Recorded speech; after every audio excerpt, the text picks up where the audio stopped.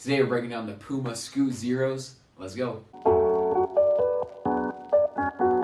What's good, everyone? Welcome back to the channel. Zach here with Tamsters Kicks, and we are breaking down Scoot Henderson's newest signature shoe. I broke down his all pro nitro shoe that he kind of had his, his own like PE player like colorway. But these are the actual Scoot shoes, so I really want to try them out, and I did. So we're gonna break them down today. Scoot Henderson, I've loved him in the G League. I knew it was kind of be a transition to get into the NBA, but like since playing like over 30 minutes, he's been playing really good, especially over 35 minutes. He's averaging like 10 assists and like 18 points a game. I mean, he plays in a loaded Portland Trailblazers team, but the youth on that team is crazy with the guards. But I think Scoot can emerge hopefully soon in the future. But yeah, these Puma bad boys, we're breaking them down today. If you guys haven't seen a video from me, we're going through traction, cushion, support, materials, fit, all that good stuff.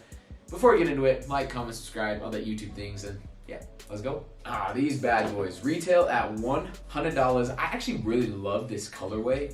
This is Georgia Peach colorway, basically giving nods to his hometown, like his home state, I guess. Different like things around the shoe, on the tongue, as well as like just his logo. I feel like even just his logo is kind of sick. Like they really did good. There's like a 2K colorway that came out recently too, but I mean, $100, I'm not complaining. I was kind of wondering why they kind of had a more budget version. Not budget, but like 100, like it could have easily gone 130, like mellows, but then we got into the tech specs. So we'll break all that down, why it was kind of more $100 shoe, I feel like, but it did kind of impress me playing with them. The traction is an aggressive, solid rubber unit throughout the outsole. When I say aggressive, like you can still hear it squeak just on my hand, like. These things are crazy, honestly. Like the squeak on them was nuts. They're really aggressive. Like I said, it has a pretty solid like foundation to it. It's wrapped basically all around the shoe. It does come up a little bit on the sides, which I like for durability, especially on the toe cap right here. I love that. You have this super squeaky area. It's a little thin like plate here. I mean, you've seen a lot of shoes do that. The GT Cuts had these. I think Kyrie's unreleased, Kyrie 8s had those as well, but the traction's pretty nice, especially for outdoor use. I think these are going to be really solid on a court like that. The cushion is composed of a dense molded Pro Foam EVA midsole. So yeah, I said a lot of words. Pro Foam, EVA midsole, all that stuff. But it's interesting because Puma did not do their typical like dual density setup. It's like a dual cushion unit. They love to do this kind of Pro Foam combined with something else, like on the All Pro Nitros, they did the dual density setup, which felt really good on foot.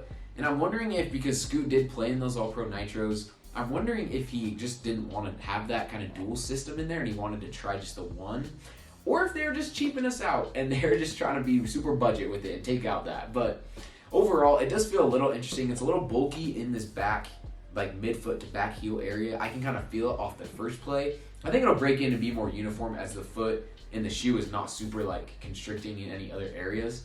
So overall, I was a little disappointed that they kind of left out that dual density, but it fit nice and it did form pretty good around the foot. Materials, the colorway is really what makes these stand out on the Scoot shoes. So like $100, you know they're gonna cheap out on the materials, and they kind of did here.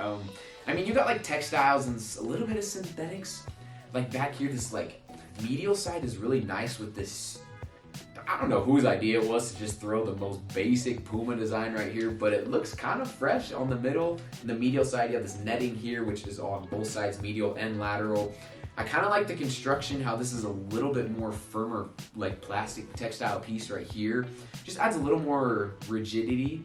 I don't even know. To the shoe, you know what I'm saying. A little firmness, a little more support. And I'll talk about that later with the support, but they didn't overdo it with the textiles, especially with the tongue. I thought it was a pretty nice uniform tongue, and it just didn't really like restrict or take away from the shoe. The fit is definitely true to size. When I first put them on, it did feel kind of big in the heel area. I had a little bit of dead space and some slippage.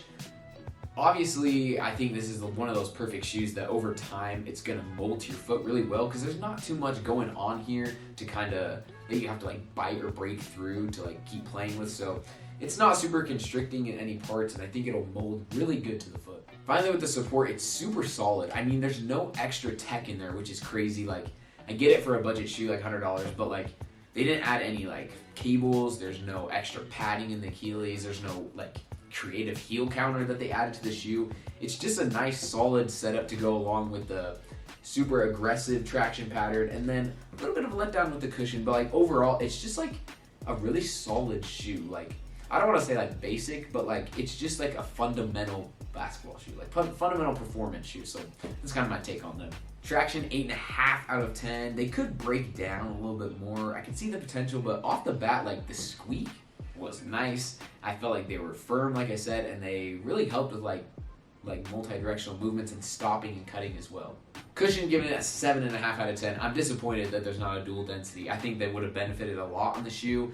I get it because you do have Scoot's color on the All Pro Nitro, and maybe he really did just want to try something different, but not the biggest fan of the cushion on them. Materials, fit, and support, giving all those 8 out of 10. Like I said, super solid shoe. Like, I don't know what my expectations were. I wasn't expecting to be like blown away by the shoe. I was expecting like a solid shoe, and it delivered. I mean, nothing super crazy about them except the colorway. I don't know about you guys, but this colorway is heat. Like with this light like lavender purple. Like, I don't know who thought to put that lime green with the peach and they killed it. I think that colorway's fire. But anyways, this is the Scoot Zero, Scoot Ones, whatever you want to call them. Puma, not bad. Yeah, like, comment, subscribe. That was this video. Trying to push some more out. We'll see what we get to, honestly. But yeah, thanks for all the support. Like, comment, subscribe. You guys know what to do. See you on the next one.